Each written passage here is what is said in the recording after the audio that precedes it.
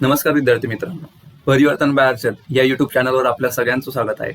जसं की आपल्याला चांगल्या प्रकारे अवगत आहे का आपण आपल्या युट्यूब चॅनलवर अंतर्गत सुरक्षा या विषयाची लेक्चर सिरीज सुरू केली आहे. तर आज त्या लेक्चर सिरीजचं शेवटचं फुल गुंफलं जाणार आहे. अर्थातच आज आपल्या त्या इंटरनल सिक्युरिटी अंतर्गत सुरक्षा या विषयाचं आज शेवटचं लेक्चर होणार आहे. आतापर्यंत आपण कॉम्प्रिहेन्सिव्हली अंतर्गत सुरक्षा हा विषय समजून घेण्याचा प्रयत्न केला. जर काही मुद्दे, काही घटक, काही टॉपिक जर मिस झाले असतील तर प्लीज आपल्या टेलिग्राम ग्रुपवर किंवा माझ्या पर्सनल नंबरवर मला नक्कीच कळवा.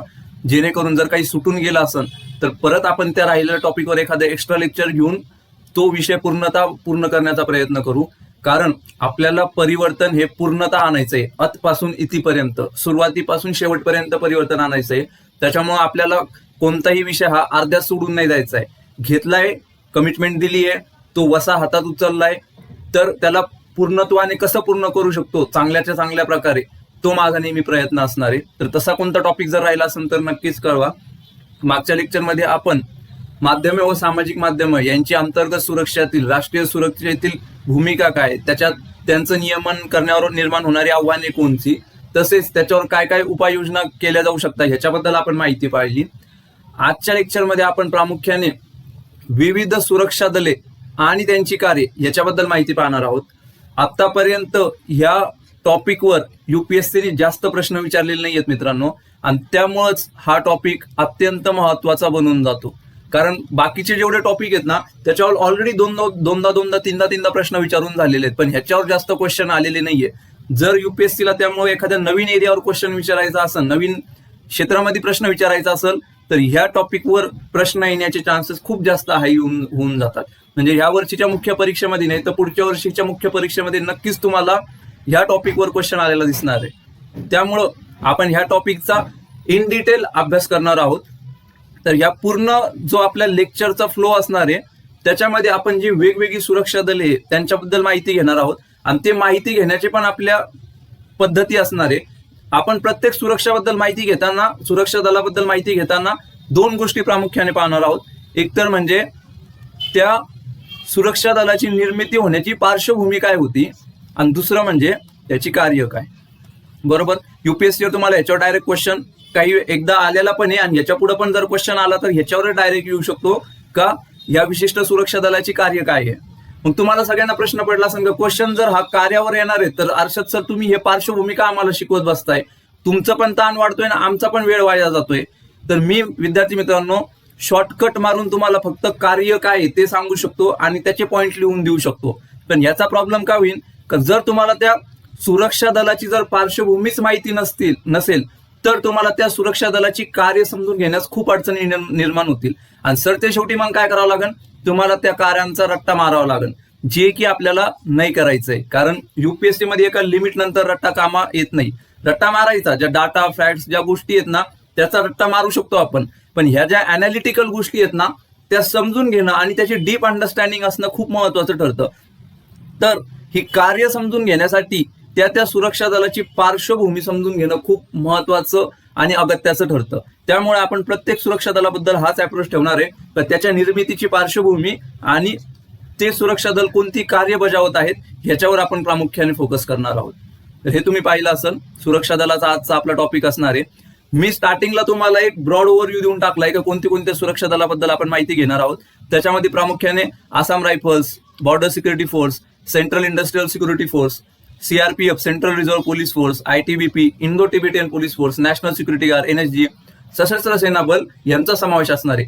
टेन्शन नका घेऊ, इथं सगळे मी इंग्लिश नावं दिलेत, पण आपल्या पूर्ण लेक्चरमध्ये मी तुम्हाला ह्याचे मराठी नाव पण प्रोव्हाइड करणार आहे. इथं इंग्लिश नावं देण्याचं रिझन काय तर तुम्हाला ह्याचे जे इनिशियल्स आलेले आहेत, फॉर एक्झाम्पल बीएसएफचं बॉर्डर सिक्युरिटी फोर्स, हे त्यांच्या इंग्लिश नावावरून आलेले आहेत.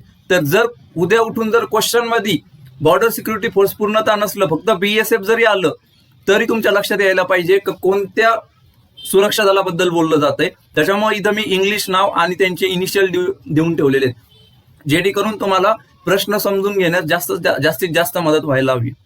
तर चला आजच्या लेक्चरला आपण प्रामुख्याने सुरुवात करूया. तर सगळ्यात अगोदर जर आपण कोणतं सुरक्षा दल पाहणार आहोत तर ते आपलं आसाम रायफल्स आहे. तुम्हाला नावानच लक्षात आलं असेल का हे ईशान्य भारतातील एक कोणतं तरी सुरक्षा दल असेल, अशी आयडिया तर तुम्हाला आली असेल. बरोबर, आता आपण त्याच्या डिटेलमध्ये जाण्याचा प्रयत्न करू का जे आसाम रायफल्स आहे यांना प्रामुख्याने पूर्वोत्तर लोकांचे मित्र, friends of north east people, ईशान्य भारतातील लोकांचे मित्र अशी देखील उपाधी दिली गेलेली आहे. ती उपाधी का दिली गेलेली आहे त्याचं एक्सप्लेनेशन आपण पुढच्या येणाऱ्या 2-5 मिनिटात करणारच आहे. पण त्याच्या अगोदर तुम्ही एकदा आसाम रायफल्सचं जे चिन्ह आहे ते बघून घ्या. तुमच्या पिक्टोग्राफिक जी मेमरी आहे त्याच्यामध्ये हे चिन्ह पाहून घ्या, तुम्हाला हेल्प होऊन जाईल. अशा प्रकारे आसाम रायफल्सचं चिन्ह आहे. तर आसाम रायफल्सची जर पार्श्वभूमी पाहायची म्हणली ना विद्यार्थी मित्रांनो, तर आसाम रायफल्सची स्थापना 1835 मध्ये झालेली आहे. म्हणजे तुमच्या लक्षात येत असेल का ऑलमोस्ट येणाऱ्या 10-15 वर्षामध्ये, 10 ते 12 वर्षामध्ये आसाम रायफल्सला 200 वर्ष पूर्ण होतील. एवढी जुनी ते सुरक्षा दल आहे. आणि हेच इथं मेन्शन केलंय भारतातील सर्वात जुने निमलष्कर दल आहे. जस्ट इमॅजिन 1835 मध्ये निर्मिती झाली. मग तुम्ही म्हणता का अरे भारताला स्वातंत्र्य तर 1947 मध्ये भेटलंय, मग हे 1835 ची सुरक्षा दल इथं काय करतंय? तर जेव्हा विद्यार्थी मित्रांनो आसाम रायफल्सची जेव्हा स्थापना झाली ना, त्याचा मुख्य उद्देश काय होतं तर ह्या रिजन मध्ये ज्या ब्रिटिश वस्त्या होत्या ईशान्य भारतातील ब्रिटिश वस्त्या, तसेच जे चहाचे मळे आहेत त्यांचा जे आदिवासी लुटारू आहेत ईशान्य भारतातील त्यांच्यापासून संरक्षण करण्यासाठी आसाम रायफल्सची निर्मिती झाली होती.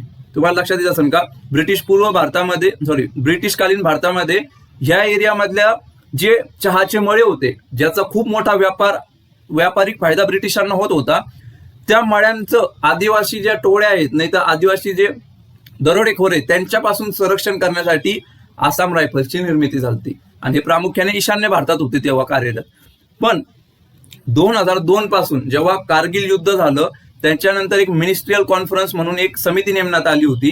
त्याच्यामध्ये काय केलं 2002 मध्ये जेव्हा त्याचा अहवाल आला तेव्हा त्या अहवालाने असं सांगितलं होतं का एक सीमा आणि एक बल अशा प्रकारचं आपलं सीमा व्यवस्थापन हवं असं रेकमेंडेशन त्या समितीने दिलं. मग तुम्ही म्हणता नेमकं एक सीमा आणि एक बल म्हणजे काय, तर एक विशिष्ट सीमाचं संरक्षण करण्याची जबाबदारी तिथं एका विशिष्ट सुरक्षा दलाची, एका विशिष्ट सुरक्षा बलाची असेल.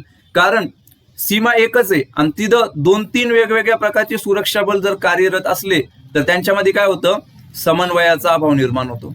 आणि जेव्हा पण समन्वयाचा अभाव निर्माण होतो तेव्हा शत्रूला तोंड देण्यासाठी आपली रणनीती ही जास्त प्रभावी ठरत नाही. कारण काय, सुरक्षा दलामध्ये काही कॉर्डिनेशनच नाहीये, समन्वयच नाहीये. तर काय डिसिजन घ्यायचं, काय इम्प्लिमेंट करायचं, लढाईची रणनीती कशी असावी. तर आपल्या त्या सीमा व्यवस्थापनामध्ये समन्वय आणण्यासाठी एक सीमा आणि एक बल हे धोरण आत्मसात करण्यात आलं होतं. तर ह्यानुसार आसाम रायफल्सवर कोणाची जबाबदारी येऊन पडली, तर आसाम रायफल्सवर भारत म्यानमारच्या 1643 किलोमीटर लांब असलेल्या सीमेच्या रक्षणासाठी आसाम रायफल्सला तैनात करण्यात आलं. म्हणजे प्रामुख्याने हा आपला भारताचा नकाशा आहे. आणि आसाम रायफल्सचं जे वर्किंग आहे ते इथून साधारणतः सुरू होतं या पट्ट्यापर्यंत. एक रफ मॅप पाहिला तर, कारण का ते इंडो म्यानमार बॉर्डरवर तैनात असतात. हे त्याच्या कार्यामध्ये पण तुम्ही लिहू शकता का इंडिया म्यानमार बॉर्डरचं संरक्षण करणं हे आसाम रायफल्सचं प्रमुख कार्य आहे. आता ह्याच्यात जर विशिष्ट कार्य, आता तुम्ही ह्याची पार्श्वभूमी पाहिली, आता ह्याच्यावरून तुम्हाला लक्षात आलं असेल पार्श्वभूमीवरून पहिली गोष्ट का आसाम रायफल्स म्हणजे ईशान्य भारतात काम करणारी सुरक्षा बल होतं. त्याच्यानंतर एक सीमा एक बल या धोरणानंतर ऑलरेडी आसाम रायफल्स ईशान्य भारतामध्ये कार्यरत होतो त्या रिजनमध्ये, तर त्यांना इंडो म्यानमार जी आपली सीमा आहे त्याची जबाबदारी सोपवण्यात आली. इथपर्यंत तुम्हाला क्लॅरिटी आली असून बऱ्यापैकी का ह्या रिजनमध्ये या पर्टिक्युलर इंडो म्यानमारच्या ह्याच्यामध्ये आसाम रायफल्स कार्य करते. तर त्यांचं प्रमुख कार्य काय का, पहिलं सगळ्यात प्रमुख कार्य काय का सीमेवरील सुरक्षा ऑपरेशन पार पाडणे. का सीमेवर वेगवेगळे जे सिक्युरिटी ऑपरेशन चालू असतात त्याला प्रभावीपणे पार पाडणं आणि जी इंडो म्यानमार मधली जी सीमा आहे आपली त्याला सुरक्षित ठेवणं ही त्यांचं प्रमुख कार्यामध्ये मानलं जातं. याच्या पुढचं मुख्य कार्य कोणतं आहे का जे ईशान्य भारत आहे आपला, जे पूर्वोत्तर राज्य आहे त्यांच्यामध्ये होणाऱ्या दंगलींवर नियंत्रण ठेवून तेथील रहिवाशांना मुख्य प्रभावामध्ये समाविष्ट करून घेणे. आता तुम्हाला माहिती आहे आपण ईशान्य भारतातील बंडखोरी ह्या लेक्चरवर, ह्या टॉपिकवर एक सेपरेट लेक्चर घेतलेलं आहे बरोबर. तर त्या लेक्चरमध्ये आपण पाहिलंय का ईशान्य भारत हा नेहमी बंडखोरीने ग्रस्त असलेला भाग असतो. तर तिथं असंतोष आणि दंगली होण्याचं प्रमाण खूप जास्त आहे.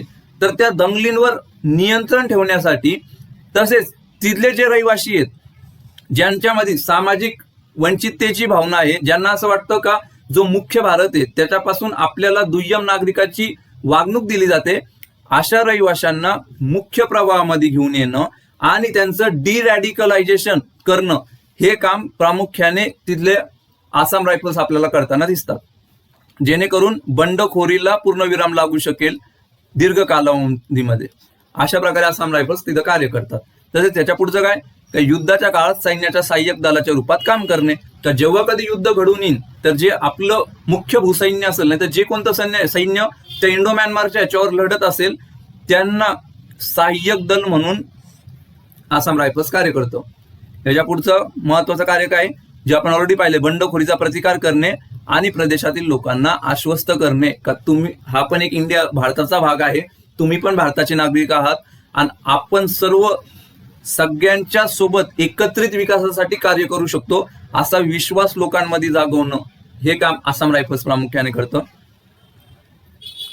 याच्या पुढचे जे प्रमुख कार्य आहेत ते म्हणजे कोणते, तर कम्युनिटी हॉलचे बांधकाम करणे, तसेच पाणी पुरवठा सुविधावर कार्य करणे. तर जे मागच्या स्लाइडमध्ये आपण पाहिलं ना, ते प्रामुख्याने लढण्याची कार्य होते, प्रामुख्याने ते कॉम्बॅट रोल होते. आणि जे ह्या स्लाइडमध्ये दिलेत ना, ते आपण जे म्हणतो ना सॉफ्ट डिप्लोमसी टाईप, नाही तर सॉफ्ट स्किल टाईप बघा, का हार्ड पॉवर नाही दाखवायची, सॉफ्ट पॉवर दाखवून आपलं काम करायचं. तर त्या सॉफ्ट पॉवरच्या निर्मितीसाठी आणि तिथल्या लोकांचा विश्वास जिंकण्यासाठी आसाम रायफल्सने काय केलंय, कम्युनिटी हॉलची स्थापना केलेली आहे, तसेच पाणी पुरवठा सुविधांवर कार्य केलेलं आहे, व्यावसायिक प्रशिक्षण केंद्राची स्थापना, ग्रामीण शाळांची निर्मिती केलेली आहे, जेणेकरून आपण म्हणतो ना ईशान्य भारतातील जर बंडखोरी आपल्याला थांबवायची असतील तर हिंसेचा विरोध हिंसेनी करणं हा फक्त शॉर्ट टर्म सोल्युशन ठरू शकतो. पण आपल्याला जर दीर्घकालीन उपाय करायचा असेल तर आपल्याला तिथल्या लोकांचं मन परिवर्तन आणि मत परिवर्तन घडून आणणं खूप महत्वाचं आहे. आणि याच्यासाठी हे लॉंग टर्म उपाययोजना करण्याचं गरजेचं आहे, जेणेकरून तिथल्या लोकांना जो आपण म्हणतो ना जो डेव्हलपमेंट डेफिसिट आहे, जो विकासाचा अभाव आहे, ज्याच्यामुळे तिथल्या लोकांमध्ये असंतोष निर्माण झालेला आहे आणि त्या असंतोषाचा फायदा काही असामाजिक घटक स्वतःच्या फायद्यासाठी, स्वतःचा उद्देश प्राप्तीसाठी करून घेतात. याच्यासाठी मग तो डेव्हलपमेंट डेफिसिट दूर करण्यासाठी व्यावसायिक प्रशिक्षण केंद्रांची स्थापना, ग्रामीण शाळेची निर्मिती यांची निर्मिती करणं आसाम रायफल्सद्वारे हे खूप महत्वपूर्ण पाऊल मानलं जातं. तसेच विद्यार्थ्यांसाठी राष्ट्रीय एकात्मता सहल आयोजित करणं, सहल आयोजित करणं, हे विद्यार्थ्यांसाठी राष्ट्रीय एकात्मता सहल आयोजित करणं, जेणेकरून विद्यार्थी जास्तीत जास्त काय होतील, मुख्य प्रवाहामध्ये समाविष्ट होतील. तर अशा प्रकारे हार्ड पॉवर आणि सॉफ्ट पॉवर या दोन्हींचा वापर करून आसाम रायफल्स भारत आणि म्यानमार मधील जी भूसीमा आहे ती अधिकाधिक सुरक्षित करण्याचा प्रयत्न करत आहे. तर अशा प्रकारे तुम्हाला विचारून पेपरमध्ये हेच विचारलं जाऊ शकतं का इंडिया म्यानमार बॉर्डरवर कोणतं सीमा दल कार्यरत आहे व ते कोणत्या प्रकारे कार्य करतं, किंवा डायरेक्ट पण विचारलं जाऊ शकतं का आसाम रायफल्स या सुरक्षा दलाचं भारताच्या सीमा व्यवस्थापनातील भूमिका स्पष्ट करा, असा डायरेक्ट पण क्वेश्चन येऊ शकतो. तर हे आपण आसाम रायफल्स पाहिलं. याच्या पुढे आपल्याला जर पाहिजे तर ते कोणचं आहे, बॉर्डर सिक्युरिटी फोर्स, यालाच आपण काय म्हणतो, सीमा सुरक्षा दल. तर सीमा सुरक्षा दलाची स्थापना कशासाठी कधी करण्यात आलेली प्रामुख्याने, तर ती 1 डिसेंबर 1965 रोजी करण्यात आलेली आहे. आता 1965 हे वय तुमच्या, हे जेव्हा साल तुमच्या वाचण्यात येईल तेव्हा तुम्हाला लगेच क्लिअर व्हायला पाहिजे, लक्षात चमकायला पाहिजे का अरे 1965 असं काही घडलं होतं का जेणेकरून अचानक बॉर्डर सिक्युरिटी फोर्सची स्थापना करण्याची गरज उद्भवली आपल्याला. तर बरोबर, तुमचा अंदाज एकदम बरोबर जातोय. जे पाकिस्तानने भारतावर हल्ला केला 1965च्या युद्धामध्ये, याच्याशीच बॉर्डर सिक्युरिटी फोर्सच्या जो निर्मितीचा संबंध आहे तो ह्या पाकिस्तान हल्ल्याशीच आहे. तर जो प्रामुख्याने भारत पाकिस्तान जी बॉर्डर होती ना, एकच मिनिट,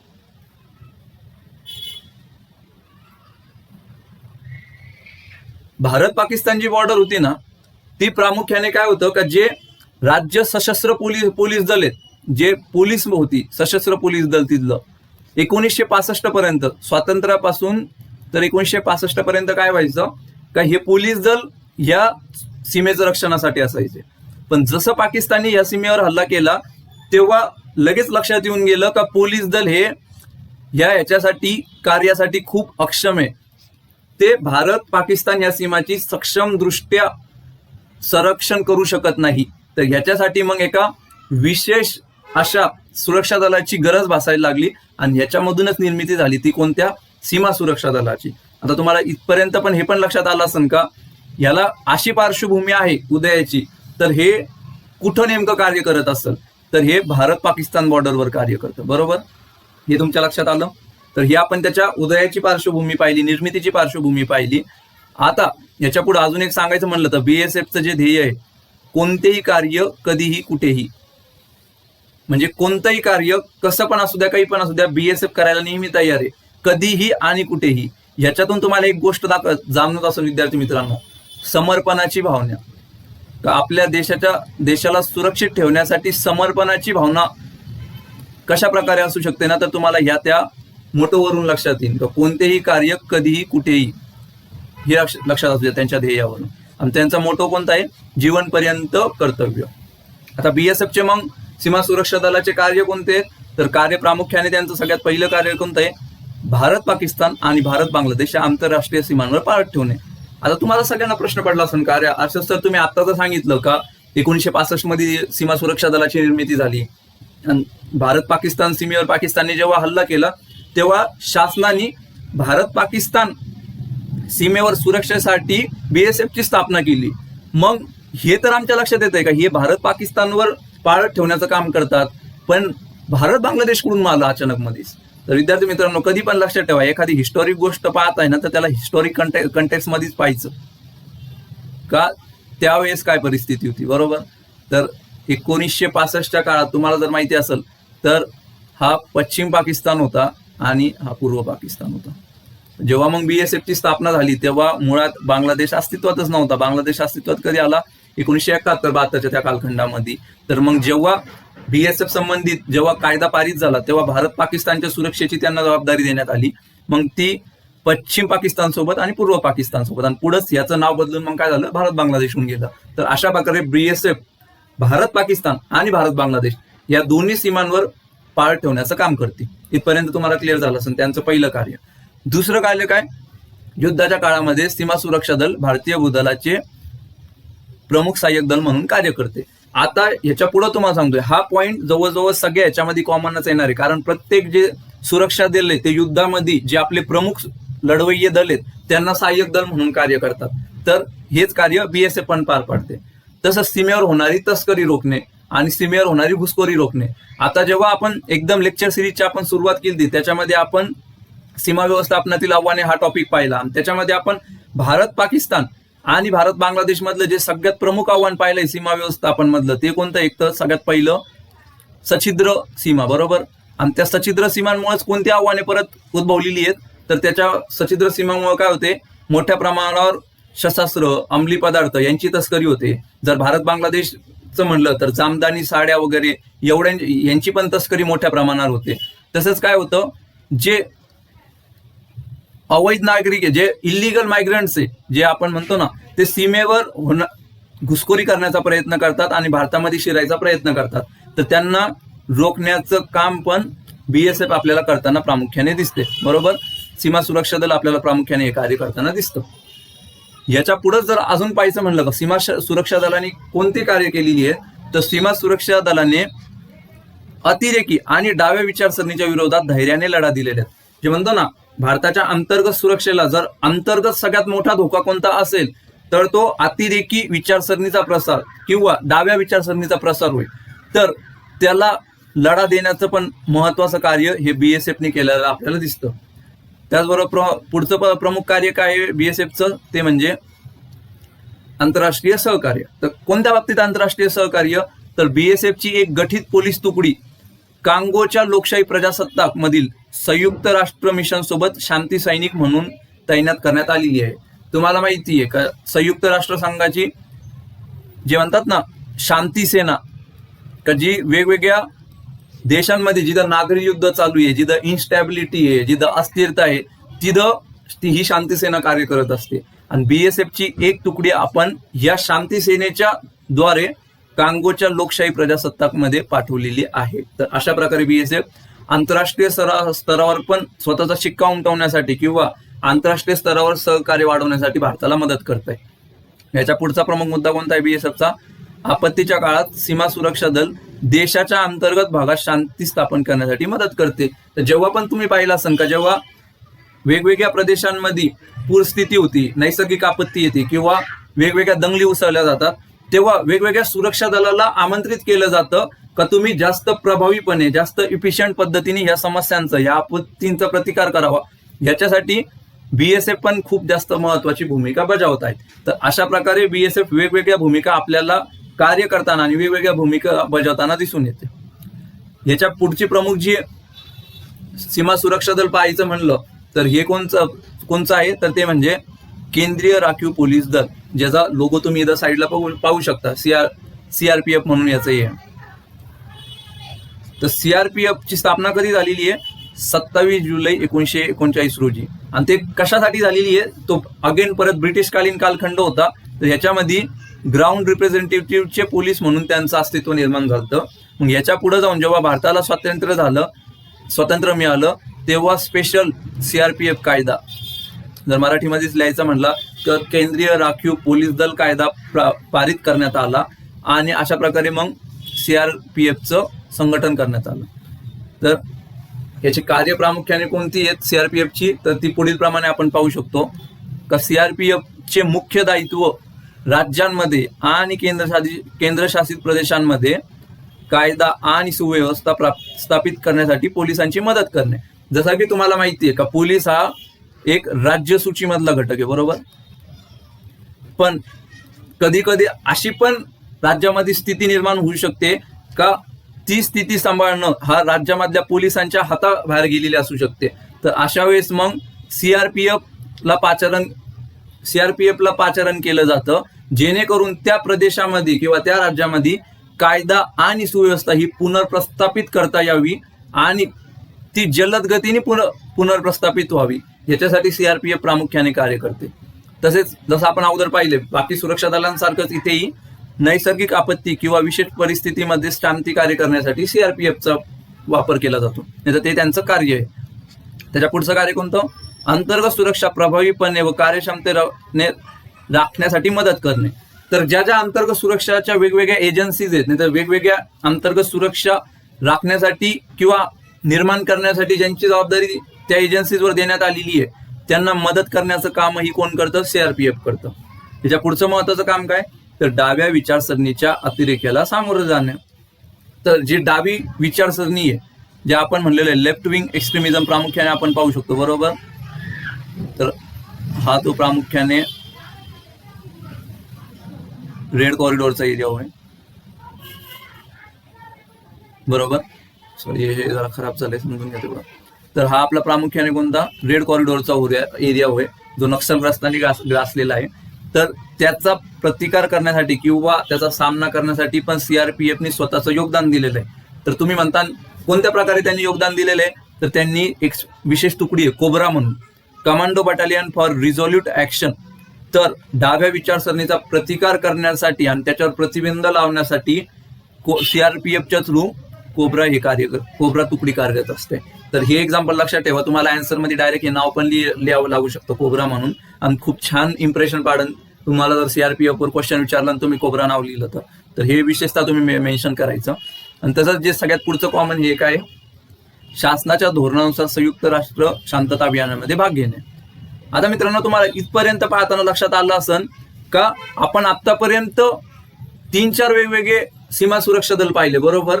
पण आता तुम्हाला त्यांचं जे कार्य आहे ना, त्याच्या पॉइंट्स मध्ये काय होतंय, तुम्हाला त्या पॉइंट्स मध्ये आता काय होईल, रिपिटेशन होतं दिसन, बरोबर. कार्याचं रिपिटेशन का सगळीकडेच काय सांगितलंय का तिथल्या लोकांना रिपिटेशन, तिथल्या लोकांना विश्वासात घ्यायचं आहे, सीमा सुरक्षा ठेवायची, अंतर्गत भागात जर आपत्ती येत असेल तर तिथं कार्य करायचं, डाव्या अतिरेकी विचारसरणीच्या विरोधात कार्य करायचं. तर असे पॉइंट्स आता रिपीट व्हायला लागतील. ह्याच्या पुढे येणाऱ्या ह्याच्यामध्ये पण तुम्हाला हेच पॉइंट रिपीट झालेले दिसतील. तर मग आता अशा वेळेस स्मार्ट वर्क करायचं, माहितीये का प्रत्येक सीमा सुरक्षा दलाचे जे आपण 6-7 सीमा सुरक्षा दल पाहणार आहेत, त्याच्या सेपरेट सगळ्यांच्या नोट्स बनवून ते लक्षात ठेवण्यापेक्षा काय करा का जे कॉमन आहेत ना, कॉमन कार्य, ते एका हेडिंग खाली लिहून घ्या. हा 1 नंबर काय, का सीमेचं रक्षण करणं. 2 नंबर काय, विषय लोकांना विश्वासात घेणं. 3 नंबर काय, अंतर्गत ह्याच्यात काही आपत्ती आली तर त्याचा प्रतिकार करणं. 4 नंबर काय, आंतरराष्ट्रीय स्तरावर शांतता दूत म्हणून कार्य करणं. असे जे पॉईंट्स असतात ना कॉमन फ्रेमवर्क, ते एका ह्याच्यामध्ये आणा. आणि जे पर्टिक्युलर काही असतील का फक्त ते त्या सुरक्षा दलाशी संबंधित आहे, तर असे जे विशिष्ट कार्य असतील ना, तर ते एका ह्याच्यात सेपरेटली. आता विशिष्ट कार्य कोणते, फॉर एक्झाम्पल आता आसाम रायफल्सचं पाहिलं का, आसाम रायफल्सचं विशिष्ट कार्य काय आहे का, भारत म्यानमारच्या भागात तैनात राहणं, हे दुसरं कोणी करत नाहीये, तर हे त्यांचं झालं विशिष्ट कार्य. तर अशा प्रकारे जे जे विशिष्ट कार्य असतील ना, ते पर्टिक्युलर 2-3 पॉईंट हे करायचे. मग आन्सर लिहिताना काय करायचं, तर हे कॉमन पॉईंट लिहायचे आणि त्याच्यावर ह्या 2-3 स्पेशल पॉईंटचा मस्त तडका मारायचा. तुम्हाला 10 पैकी जर त्याच्यात तुम्ही डायग्राम वगैरे पण व्यवस्थित काढली तर 10 पैकी 5 मार्क आपल्याला कुठंच गेले नाहीये. तर अशा प्रकारे आपल्याला स्मार्ट वर्क करायचंय, जेणेकरून कमी इनपुटमध्ये आपल्याला जास्तीत जास्त आउटपुट निघायला फायदा होऊ शकतो. जेणेकरून तुम्हाला ते 10-12 पानाच्या नोट्स बनवतो, तुमच्या त्या 2 पानाच्या नोट्समध्ये हा पूर्ण टॉपिकच कव्हर होऊन जातोय. तुम्हाला 10-12 पानाचे नोट्स बनवण्याची काहीच गरज नाहीये.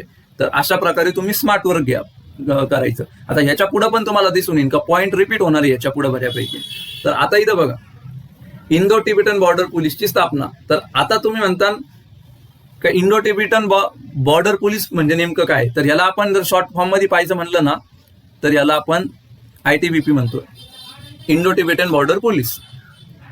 आता हे कुठं तैनात असतील नाही तर कुठं काय करत असतील हे मला सांगायची गरज नाही, कारण हे याच्या नावावरूनच तुमच्या लक्षात आलं असेल का जो आपला इंडो टिबेटियन भाग आहे, बरोबर, हा एवढाच. आता मी खूप रफ मॅप काढलाय, तुम्ही थोडा व्यवस्थित काढा. तर हा एवढा जो पट्टा आहे ना, जो चीनशी सीमा लागून आहे आपला इंडो टिबेटियन पार्टचा, तिथं कार्य करण्यासाठी इंडो टिबेटियन बॉर्डर पोलीस काम करते. आता तुम्ही म्हणता जर याची पार्श्वभूमी पाहायचं म्हणलं तर तुम्ही म्हणता याची निर्मिती का करण्यात आली आहे, त्याच्या मागचा नेमका उद्देश काय. तर याची निर्मिती ही जेव्हा भारत चीन युद्ध झालं ना 1962चं, त्या युद्धानंतर याची स्थापना करण्यात आली. मग काय रिझन होतं याची स्थापना करण्याचं, तर याचं प्रमुख रिझन हे होतं का जे हिमालयाच्या रांगेच्या दुर्गम भागामध्ये युद्ध करण्यासाठी किंवा तिथं सुरक्षा पुरवण्यासाठी आपल्याकडं एखादं विशेष दल असावं, याच्यासाठी इंडो टिबेटियन बॉर्डर पोलीसची स्थापना करण्यात आली होती. मग आता तुम्ही म्हणता विशेष दल का पाहिजे, आपले बाकीचे दल काय कमी आहेत का, मग याची स्पेशल काय बनवण्यात आलंय. नक्कीच आपले बाकीचे दल कुठेच कमी नाहीये, पण प्रत्येक दलाला त्या विशिष्ट जॉग्रफीनुसार, त्या विशिष्ट भौगोलिकतेनुसार ट्रेन केलेलं असतं. जर फॉर एक्झाम्पल एखादं दल BSF झालं आपलं फॉर एक्झाम्पल, ते इथं राजस्थानच्या उष्ण भागात, वाळवंटी भागात कशा प्रकारे सुरक्षा व्यवस्थापन करावं ह्या पद्धतीने BSFचं ट्रेनिंग झालेलं असेल, बरोबर. आणि उद्या जर आपण त्यांना जाऊन म्हणू का हा ठीक आहे तुमचं ट्रेनिंग वगैरे सोडून द्या आणि तुमचं ट्रेनिंग इकडे वाळवंटात जरी राहण्याच्या पद्धतीने झालं असेल तरी तुम्ही ते सगळं सोडा आणि तुम्ही हिमालयाच्या भागामध्ये जाऊन तैनात व्हा. तर ह्यानी काय होईल माहितीये का आपलं सुरक्षा दलाचं खूप जास्त नुकसान होईल. तसंच प्रभावीपणे सीमा सुरक्षा करणं हे शक्य होणार नाही, कारण इकडं यांना 50 डिग्री सेल्सिअसवर कसं सीमेचं संरक्षण करावं ह्याची माहिती, याची ट्रेनिंग, याचा अनुभव देण्यात आलेला आहे. आणि उद्या यांना येऊन जर म्हणलं का तुम्ही -50 डिग्री सेल्सिअस मध्ये जाऊन काम करा, तर तिथं त्यांना काम करण्यास खूप अडचणी येऊ शकतात आणि याच्यामुळं सीमा व्यवस्थापन व्यवस्थित होऊ शकत नाही. मग याच्यासाठी काय करण्यात आलं का एक डेडिकेटेड पोलीस फोर्स आहे ना, एक डेडिकेटेड जी बॉर्डर पोलीस आहे ना, ती हिमालयन रांगेच्या संरक्षणासाठी निर्माण करण्यात आली, जेणेकरून त्यांचं ट्रेनिंग, त्यांचं प्रशिक्षण ते उंचीच्या ठिकाणावर काम करण्यासाठी, तसेच जे -- डिग्री सेल्सिअस मध्ये काम करण्यासाठी त्यांचं प्रशिक्षण जास्तीत जास्त कामा यावं अशा प्रकारे त्यांची ट्रेनिंग केली जाते. आणि याच्यासाठी एका सेपरेट इंडो तिबेटियन बॉर्डर पोलीसची स्थापना भारत चीन युद्धानंतर करण्यात आलेली आहे. तर ही तुम्हाला पार्श्वभूमी बऱ्यापैकी लक्षात आली असेल का, हे कुठं कार्य करतात, हिमालयीन भागात, आणि यांना सेपरेट का स्थापना करण्यात आलेली आहे. तर सगळ्यात पहिलं कार्य काय, ऍज इट इज जे आपण पहिल्या याच्यात लिहितो का कोणत्या बॉर्डरवर ते कार्य करतात ते मेन्शन करायचंय आपल्याला. तर ITBP हे प्रामुख्याने भारत चीन सीमेच्या 3488 किलोमीटरच्या संपूर्ण भागावर सीमारक्षण करण्याचं कार्य करतात. हे त्यांचं पहिलं कार्य झालं. दुसरं महत्वाचं कार्य मी तुम्हाला म्हणलो ना, आता तुम्हाला लोकेशन लक्षात आलं ITBPचं, कुठं, हिमालयाच्या भागात कार्य करणं, बरोबर. तर जेव्हा आपण हिमालयात नैसर्गिक आपत्ती येते तेव्हा प्रथम प्रतिसाद देणारे म्हणून ITBPची ओळख निर्माण झालेली आहे आता. का जेव्हा हिमालयामध्ये भूस्खलन होतं, जेव्हा हिमालयामध्ये पूर सदृश परिस्थिती निर्माण होते, किंवा हिमालयामध्ये हिमतलाव फुटतात, ज्याला आपण ग्लॅशियल लेक आउटबर्स्ट म्हणतो, हिमतलाव फुटणे. तर अशा वेळेस सगळ्यात प्रथम जर कोणी प्रतिसाद द्यायला तिथं रेडी मोडवर असतं तर ते कोण असतं? प्रामुख्याने ITBP. तर हे त्यांचं एक महत्वाचं कार्य आहे. याच्या पुढचं कार्य कोणतं आहे का ITBP 1981 पासून वार्षिक कैलास मानसरोवर यात्रेदरम्यान यात्रेकरूंना सुरक्षा, दळणवळण आणि वैद्यकीय संरक्षण देखील प्रदान करण्याचं कार्य करते. का जसं तुम्हाला माहिती आहे का जो कैलास मानसरोवरचा यात्रेचा जो रस्ता आहे तो अत्यंत खडतर आहे आणि अत्यंत आपत्तीग्रस्त तो भाग आहे. तर अशा वेळेस तिथल्या लोकांना सुरक्षा देणं, त्यांना दळणवळणासाठी मदत करणं, तसेच त्यांना वैद्यकीय सुविधा प्रदान करण्यासाठी ITBP प्रामुख्याने कार्य करत असते. याच्या पुढचं कार्य कोणतं आहे तर ते काय तर ITBP बटालियन हे इंडो तिबेट बॉर्डरवर तर कार्य करतच असते, पण त्याचबरोबर देशभरातील ज्या राष्ट्रीय महत्वाच्या विविध प्रतिष्ठानांनाही त्या सुरक्षा पुरवण्याचं कार्य करते. आणि याच्यामध्ये कोणाचा समावेश आहे तर राष्ट्रपती भवन झालं, उपराष्ट्रपती भवन झालं, यांना सुरक्षा पुरवण्याची जबाबदारी ही ITBP बटालियनकडे असते. म्हणजे इव्हन तुम्हाला जर सांगायचं म्हणलं तर मसुरीमध्ये जे आपलं लबासना आहे, लाल बहादूर शास्त्री ट्रेनिंग अकॅडमी, आता मला लॉंग फॉर्म माहित नाहीये, अशा लबासना वगैरे ना, तर त्यांना पण सुरक्षा देण्याचं कार्य कोण करतं? ITBP करतं. आता तुम्ही म्हणता का लबासनामध्ये काय एवढं राष्ट्रीय सुरक्षा दल तैनात करण्याची गरज आहे? तर विद्यार्थी मित्रांनो जस्ट इमॅजिन करा का उद्याचे जे भारताला सांभाळणारे जे नागरी सेवक आहेत, जे भारताला सांभाळणारे जे परमनंट एक्झिक्युटिव्ह आहे, त्यांना काही सुरक्षा नाहीये, तर उद्या काय होईल? कुणी येऊन त्यांच्यावर दहशतवादी हल्ला करून हे करू शकतं. तर त्यांना सुरक्षा पुरवण्याचं काम मग कोण केलेलं आहे? ITBP Indo Tibetan border police फोर्सनी केलेलं आहे. याच्या पुढचं महत्वाचं कार्य कोणतं आहे तर ते म्हणजे ITBPने संयुक्त राष्ट्राच्या शांतता अभियानातही उत्कृष्ट कामगिरी केली, जे आपण आतापर्यंत पाहिलं सगळ्यांमध्ये कॉमन पॉईंट.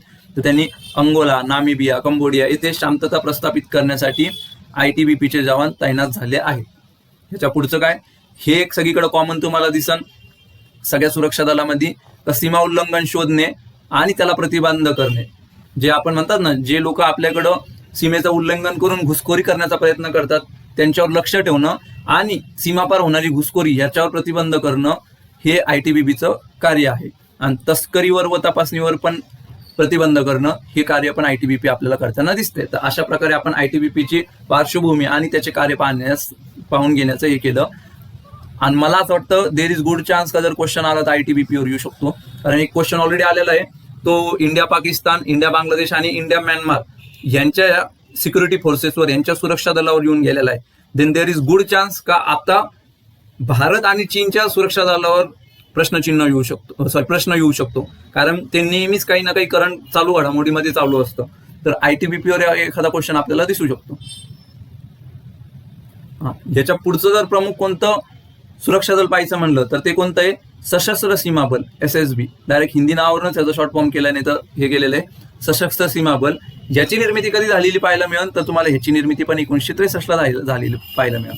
आता जसं 1963 हे वर्ष तुमच्या समोर येईल, तुम्हाला लगेच तुमच्या डोक्यात ट्यूब पेटली पाहिजे का 1963 आसपास असं काही झालं का डायरेक्ट एखादं नवीन सशस्त्र सीमा बल स्थापन करावं लागलं? तर लगेच तुम्हाला आठवायला पाहिजे, हो 1962च्या आसपास भारत चीन युद्ध, भारत चीन संघर्ष झाला होता.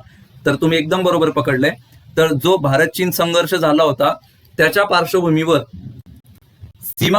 सीमावर्ती लोकसंख्येची, संस्कृती आणि नैतिकतेची सखोल माहिती तसेच लोकसंख्येचा पाठिंबा प्राप्त करण्यासाठी सशस्त्र सीमा दलाची निर्मिती करण्यात आली होती. आतापर्यंत विद्यार्थी मित्रांनो जे आपण सीमा व्यवस्थापनातील आव्हाने ते लेक्चर पाहिलं नाही, तर तुम्ही आतापर्यंत पण पाहिलं असेल का एखाद्या सीमेचं जर प्रभावीपणे सीमा व्यवस्थापन करायचं असेल तर सैन्य आणि त्याचबरोबर तिथल्या स्थानिक लोकांचं समर्थन असणं खूप महत्वाचं आहे. तेव्हाच आपण प्रभावीरित्या त्या सीमेचं व्यवस्थापन करू शकतो. जर स्थानिक लोकांचं आपल्याला समर्थन नसेल आणि त्या दुसऱ्या फुटीरतावादी गटांना समर्थन असेल तर अशा वेळेस सुरक्षा दलांना सीमा व्यवस्थापन करण्यामध्ये खूप जास्त अडचणींचा सामना करावा लागतो. तर मग सीमा सुरक्षा दल काय करतं का जे इंडो तिबेटियन आपली बॉर्डर आहे, भारत चीनची जी बॉर्डर आहे ना, त्याच्यामध्ये स्थानिक लोकांची संस्कृती समजून घेऊन त्यांच्यामध्ये पीपल टू पीपल कॉन्टॅक्ट निर्माण करून त्या लोकांना विश्वासात घेऊन त्या लोकांचा पाठिंबा मिळवण्याचं कार्य सशस्त्र सीमा बल करताना आपल्याला दिसतंय. तर अशा प्रकारे त्याच्या उदयाची पार्श्वभूमी आपण पाहू शकतो. आणि यांचा मोठो पण तुम्ही पाहू शकता, सेवा, सुरक्षा, बंधुत्व, विश्वास निर्माण करणं, जे आपण त्यांचं मुख्य कार्य पाहिलंय त्याच्याशीच रिलेटेड जो मुख्य शब्द आहे तो म्हणजे कोणता आहे? बंधुत्व निर्माण करणं त्या सीमावर्ती भागामध्ये. तर याच्यामध्ये तुम्ही हे पाहताल का हे प्रामुख्याने कोणत्या भागात तुम्हाला कार्य करताना दिसतात? सॉरी, मी इंडो टिबेटियन बॉर्डर बोललो, पण त्या बॉर्डरमध्ये नाही, तर चीन संघर्षानंतर जो हे झालता, भारत नेपाळ आणि भारत भूतान या सीमांचं रक्षण करण्यासाठी प्रामुख्याने सशस्त्र सीमा बल कार्य करताना आपल्याला दिसतं. याच्या पुढचं त्यांचं मुख्य कार्य कोणतं आहे? तर सीमापार गुन्हे, तस्करी आणि इतर कोणत्याही बेकायदेशीर क्रियाकलापांना प्रतिबंध करणे. जो कॉमन पॉईंट आहे प्रत्येक सुरक्षा बलामधला, तो इथं पण लागू होतो, तस्करीचा, बेकायदेशीर क्रियाकलापांचा. तसेच जे इलिगल इमिग्रेशन, भारताच्या हद्दीमध्ये अनधिकृतपणे प्रवेश प्रतिबंधित करणे, हे एक महत्वाचं कार्य आहे त्यांचं. आणि जबाबदारीच्या क्षेत्रात नागरी कृती कार्यक्रम राबवणे, जे आपण अगोदर पण पाहिलंय का स्थानिक लोकांचा जर विश्वास संपादन करायचा असेल तर त्याच्यासाठी वेगवेगळे नागरी कृती कार्यक्रम राबवले जातात, जेणेकरून तिथल्या स्थानिक लोकांचा आपल्या सुरक्षा दलावर अधिक विश्वास बसतो. मग याच्यामध्ये वेगवेगळे सांस्कृतिक कार्यक्रम आयोजित केले जातात, वेगवेगळ्या आरोग्य सुविधा पुरवणारे शिबिर असे आयोजित केले जातात. तर अशा प्रकारे जे म्हणतो ना आपण नागरी कृती कार्यक्रम राबवले जातात. याच्या पुढचं कोणतं आपलं सीमा सुरक्षा दल? तर ते म्हणजे राष्ट्रीय सुरक्षा रक्षक. यालाच आपण काय म्हणू, हे तुम्ही फेमस नाव खूप जास्त ऐकलं असन मूवीज मध्ये वगैरे, नॅशनल सिक्युरिटी गार्ड, NSG. तर NSG हे गृह मंत्रालयाच्या अंतर्गत 1986 मध्ये सुरू करण्यात आले होते, बरोबर. आता तुम्ही म्हणता 1986लाच त्याची का स्थापना झाली? 80ला पण होऊ शकत होती, 90ला पण होऊ शकत होती. तर म्हणलं ना, इथं पार्श्वभूमी जाणून घेणं खूप महत्वाचं ठरतं. मग तर 1986ला निर्मिती होण्याचं कारण काय आहे? जे इंदिरा गांधींची हत्या झाली, इंदिरा गांधी हत्याकांड, त्याचबरोबर जो ऑपरेशन ब्ल्यू स्टार होता, बरोबर, ऑपरेशन ब्ल्यू स्टार, याच्यानंतर असं जाणवलं का आपल्याकडं दहशतवादी संघटनांना किंवा दहशतवादी कारवायांना प्रत्युत्तर देण्यासाठी एक विशेष कार्यदल असावं. याच्यासाठी मग कशाची? NSGची स्थापना करण्यात आलेली आहे. मग तुम्हाला चांगल्या प्रकारे माहिती असेल का आपण खलिस्तानी चळवळ पाहिली का? 80-90च्या दशकामध्ये खलिस्तानी चळवळ सारखी दहशतवादी आणि अतिरेकी चळवळीचा खूप मोठ्या प्रमाणावर प्रसार होत होता. तर त्याच्या पार्श्वभूमीवर NSGची स्थापना करण्यात आली. याचं कार्य, एकच प्रमुख कार्य यांचं, ते म्हणजे दहशतवादी कारवायांचा मुकाबला करण्यासाठी विशेष सुरक्षा दल म्हणून कार्य करणे. आता यांच्यावर बऱ्याच वेळा टीका पण केली जाते. जेव्हा आपला 26/11चा हल्ला झाला होता, तर असं म्हणलं जातं का NSG जे राष्ट्रीय सुरक्षा रक्षक दल आहे, ते एवढे जास्त रॅपिड रिस्पॉन्सिव्ह नव्हते आणि त्यांना घटनास्थळी जाऊन कारवाई करण्यात 10 तासांचा कालावधी लागला. आणि एवढ्या उशिरा रिस्पॉन्स दिल्यामुळे बऱ्याचशा लोकांचा जीव ऑलरेडी गमावला गेला होता. तर अशी टीका त्यांच्यावर केली जाते. ही मी तुम्हाला एक्स्ट्रा माहिती सांगितली, ऍडिशनल आन्सर मध्ये लिहायची नाही, तुम्हाला पण लक्षात असू द्या. तर अशा प्रकारे NSG कार्य करतं दहशतवादी कारवायांना प्रत्युत्तर देण्यासाठी. याच्या पुढचं कोणतं महत्वाचं सुरक्षा दल आपण पाहू शकतो का जे प्रामुख्याने सुरू करण्यात आलेलं आहे? तर ते म्हणजे भारतीय तटरक्षक दल. आणि याची निर्मिती प्रामुख्याने आपल्याला भारतीय तटरक्षक दल कायदा याच्या अंतर्गत झालेली दिसेल. आणि याच्या नावातच तुम्हाला दिसून येतं का हे दल कुठं कार्य करत असेल, बरोबर. तटरक्षक, तट म्हणजे काय? किनारा. तर सागरी किनाऱ्याची सुरक्षित हे करणं ही जबाबदारी कोणाची आहे? भारतीय तटरक्षक दलाची. तुम्हाला माहिती आहे आपल्याला 7517 किलोमीटरचा सागरी किनारा लाभलेला आहे. तर त्यातला सुरक्षित ठेवण्यासाठी जर कोणी कार्य करत असेल तर ते भारतीय तटरक्षक दल कार्य करतं. इंडियन कोस्ट गार्ड फोर्स ते कार्य करते. तर यांचं कार्य काय प्रामुख्याने? तर तटरक्षक दलाचे दायित्व प्रामुख्याने समुद्र सीमांचे आणि त्यांच्या तटावरील क्षेत्राचे रक्षण करणे हे आहे.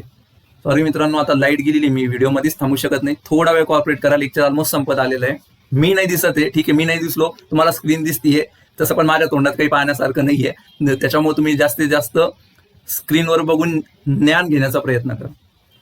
तर याच्या पुढचं जे कार्य महत्वाचं आहे तटरक्षक दलाचं ते कोणतं आहे?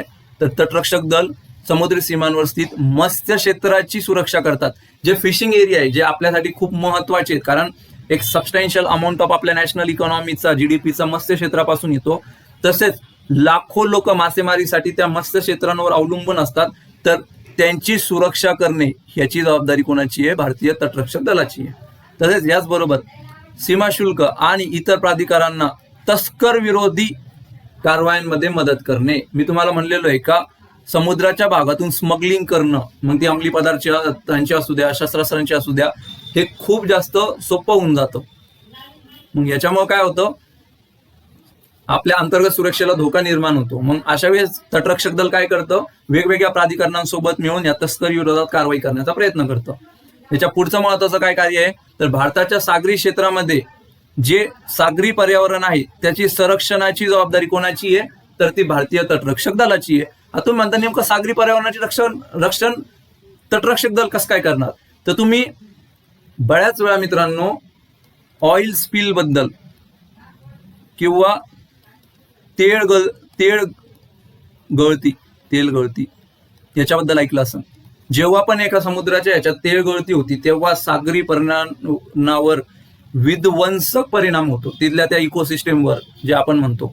जेव्हा पण अशा प्रकारची तेल गळती होते ना, तेव्हा तटरक्षक दल हे सर्वप्रथम मदत करणारे कार्य म्हणून तिथं हजर असतात. तर हे अशा प्रकारे सागरी क्षेत्रामध्ये सागरी पर्यावरणाचं संरक्षण करताना आपल्याला दिसतात.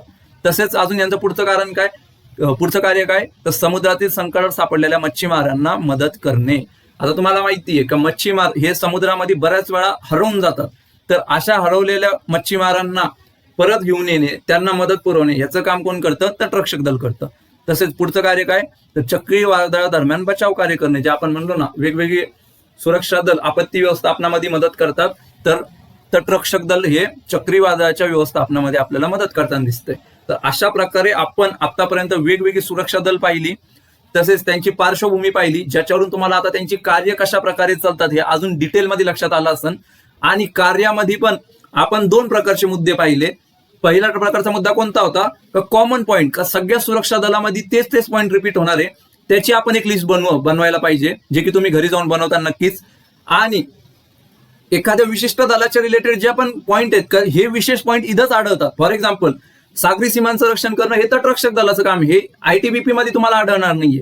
किंवा हिमालयाचं रक्षण करणं हे आयटीबीपीचं काम आहे, ते तुम्हाला बीएसएफ कडे आढळणार नाहीये. तर अशा स्पेसिफिक पॉईंटची एक लिस्ट बनवणं, ह्या 2 प्रकारे कसं आपण कमी इनपुटमध्ये जास्त आउटपुट काढून स्मार्ट वर्क करू शकतो, हे आपण ह्या लेक्चरमध्ये पाहिलं. तसेच आता आपण याच्यावर युपीएससीने कसा प्रश्न विचारलाय आणि त्या क्वेश्चनला कसं टॅकल करायचं हे मी तुम्हाला थोडा एक अंदाजा देणार आहे. हा क्वेश्चन तुम्ही स्वतः लिहायचा आहे, लिहून मला पाठवायचा आहे आपल्या टेलिग्रामच्या नंबरवर, जो तुमच्या सगळ्यांकडे आहेच. तर क्वेश्चन काय विचारलाय युपीएससीने याच्यावर अगोदरच, analyse internal security threats and trans border crimes along Myanmar, Bangladesh and Pakistan borders including LOC. Also discuss the role played by various security forces.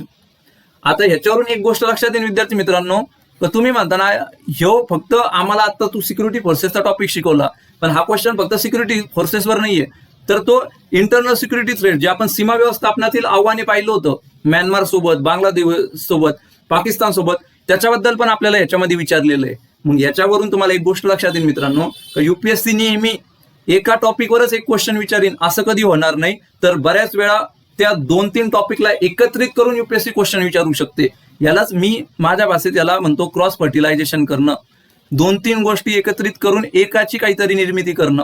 तर अशा प्रकारे युपीएससी बऱ्यापैकी वेळा क्वेश्चन विचारते. तुम्ही GS3चं पण बघा, ते पॉवर्टी किंवा हंगर हा टॉपिक घेईन आणि त्याला सार्वजनिक वितरण प्रणालीशी लिंक करून कशा प्रकारे क्वेश्चन तयार होऊ शकतो त्या प्रकारे त्याचा क्वेश्चन विचारून टाकीन.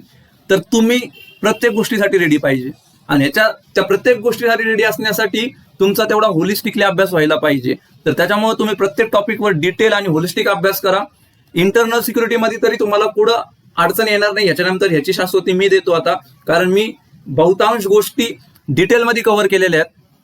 त्याचबरोबर जेव्हा पण करंटच्या गोष्टी काही घडतील त्याच्यासाठी आपण छोटे छोटे मिनी लेक्चर काढण्याचा प्रयत्न करू. का हा काही खूपच मोठी घटना घडली का ज्याच्यावर आपल्याला असं वाटतंय का इंटरनल सिक्युरिटीचा याच्यावर क्वेश्चन बनू शकतो, तर त्याच्यावर आपण एक छोटे मिनी लेक्चर्स घेण्याचा प्रयत्न करू जेव्हा जेव्हा ते घडेल ते. अदर दॅन तुमच्या स्टॅटिकच्या पोर्शनसाठी किंवा इंटरनल सिक्युरिटीसाठी हे आपले लेक्चर्स, या आपल्या PPTs आणि तुम्ही काढलेल्या रनिंग नोट्स या मोर दॅन इनफ आहेत. आणि इथं मला बऱ्यापैकी सांगताना चांगलं पण वाटतंय का जी मी तुम्हाला कमिटमेंट दिली होती का मी अंतर्गत सुरक्षेची लेक्चर सिरीज तुमच्यासाठी घेऊन येईल, ती आज मी इथे कुठंतरी पूर्ण केलेली आहे. याचं मला बऱ्यापैकी समाधान आहे. सोपं नव्हतं, बऱ्याच अडचणी आल्या, पण ह्या प्रोसेसमध्ये आणि तुमच्या सहकार्याने, तुमच्या सपोर्टनी बऱ्याचशा नवीन गोष्टी पण शिकायला मिळाल्या. त्याचबरोबर मला हे गोष्ट सांगताना पण एक आनंद होतोय का ये तो बस सुरुवात थी, ये तो बस ट्रेलर था, ये तो बस झाकी है, पिक्चर अभी बाकी है. कारण आपला जो मेन कोर्सचा जो सब्जेक्ट होता हा तर तुमच्या अभ्यासातला एक स्टार्टर होता. जसा जेवणाचा स्टार्टर असतो ना, तसा हा तुमचा इंटरनल सिक्युरिटी अभ्यासाचा स्टार्टर होता, जेणेकरून तुमचा माझ्यावर विश्वास बसावा का या व्यक्तीकडून आपण काही शिकतोय, तर हा आपल्याला दर्जेदार काहीतरी देण्याचा प्रयत्न करतोय. तर आपला आता मेन कोर्स येणार आहे, ज्याची तुम्ही सगळे आतुरतेने वाट पाहत आहे, तो म्हणजे कोणता असणार आहे? नीतिशास्त्र. विद्यार्थी मित्रांनो, खूप महत्वाचा विषय. अख्खा एक सामान्य अध्ययन तुमचा, म्हणजे अख्खा तुमचा 250 मार्काचा पेपर आहे हा. आणि हा आपण इन डिटेल जसा इंटरनल सिक्युरिटी तुमचा कव्हर करण्याचा प्रयत्न केला, ज्या प्रकारे अंतर्गत सुरक्षेबद्दल तुम्हाला आता काही शंका राहिली नाहीये का आता दुसरं एखादा रिसोर्स वापरावं का नाही, कारण आता आपण तेवढ्या डिटेलमध्ये आणि ते होलिस्टिकली घेतलंय. म्हणजे तुमच्याच पैकीच बऱ्याच विद्यार्थ्यांचे मला कॉल मेसेज आले का सर तुम्ही अंतर्गत सुरक्षा असं घेतलं का आता आम्हाला दुसरीकडून बघण्याची गरज नाही राहिली. सेम अशाच प्रकारे आपण नीतिशास्त्र पण एवढं होलिस्टिकली घेणार आहे का याच्यानंतर मराठी स्टुडंटला, मराठी विद्यार्थ्यांना नीतिशास्त्र दुसरीकडून कुठून पण करायची गरज शिल्लक नाही राहायला पाहिजे. याची शाश्वती, हा विश्वास आणि याची गॅरंटी मी तुम्हाला देतो. चांगल्या प्रकारे आपण त्याची एक किती लेक्चर्स होईल अजून मी पण त्याचं सांगू शकत नाही, पण माझं टार्गेट आहे की 20 ते 25 लेक्चर्सची एक प्रॉपर होलिस्टिक लेक्चर सिरीज घ्यावी, ज्याच्यामध्ये तुमचा सेक्शन एचा थेरीचा पार्ट पण चांगला कव्हर केलेला असेल आणि तुमचा सेक्शन बी केस स्टडीज ज्या सगळ्यात जास्त अवॉइड केल्या जातात वेगवेगळ्या क्लासेसमध्ये शिकवताना, नाही तर हे करताना, अभ्यास करून तयारी करून घेताना, त्याला पण होलिस्टिकली कव्हर करण्याचा आपण प्रयत्न करणार आहोत. तर अशा प्रकारे नीतिशास्त्राची लेक्चर सिरीज सुरू होणार आहेत. तुम्ही आवर्जून सगळे त्याच्यामध्ये सहभागी व्हा. त्याचबरोबर नीतिशास्त्राच्या लेक्चर सिरीजला आपल्याला चांगला रिस्पॉन्स पाहिजे, कारण जेवढा स्ट्रॉंग रिस्पॉन्स असेल तेवढ्या जास्त लोकांपर्यंत आपण पोहोचू, आणि जेवढ्या जास्त लोकांपर्यंत आपण पोहोचू तेवढ्या प्रभावीपणे हा जो परिवर्तन आतपासून इथपर्यंत हा जो आपला उपक्रम आहे ना, तर त्या उपक्रमाचं एका चळवळीमध्ये रूपांतर होण्यामध्ये आपल्याला मदत होऊन जाईल. आणि नक्कीच आपल्याला ही चळवळ पूर्ण महाराष्ट्रात जे युपीएससीचे मराठीमध्ये तयारी करणारे लोक आहेत, नाहीतर जे एमपीएससी वर्णनात्मक झाल्यानंतर मराठीमधून तयार करणारी जनता असेल, त्यांच्यापर्यंत कानाकोपऱ्यापर्यंत आपल्याला ही चळवळ न्यायची आहे. तर या सगळ्या एफर्टसाठी ही चळवळ, हा परिवर्तनचा आपली जी छोटी फॅमिली आहे त्याला कानाकोपऱ्यात नेण्यासाठी मला तुमच्या सहकार्याची गरज आहे. तर तुम्ही असं सहकार्य जे आतापर्यंत करत राहिलाय ते याच्या पुढे करत राहा. तसंच इथिक्स मध्ये तुम्हाला काय काय अडचणी येतात इथिक्स अभ्यासताना, नाहीतर तुम्हाला इथिक्सच्या शिक्षकाकडून, नाहीतर इथिक्सच्या लेक्चर सिरीज कडून तुमच्या काय अपेक्षा आहेत, या पण तुम्ही मला माझ्या टेलिग्रामच्या नंबरवर नक्कीच कळवा, जेणेकरून तुमच्या समस्याचं समाधान आपण आपल्या लेक्चर सिरीजच्या थ्रू करण्याचा प्रयत्न करू. तसेच तुमच्या अडचणी, तुमचे जे डाऊट्स आहेत ते आपण आपल्या लेक्चरमध्ये इन्कॉर्पोरेट करून घेण्याचा प्रयत्न करू. तर नेहमीच आता जाताना नेहमीच आपला आपुलकीचं जे बोलणं असतं का अभ्यास करत राहा, त्याच्यापेक्षाही महत्वाचं कॉन्फिडंट राहा, आणि त्याच्यापेक्षाही सर्वात महत्वाचं आनंदित राहा. धन्यवाद. जय हिंद, जय भारत.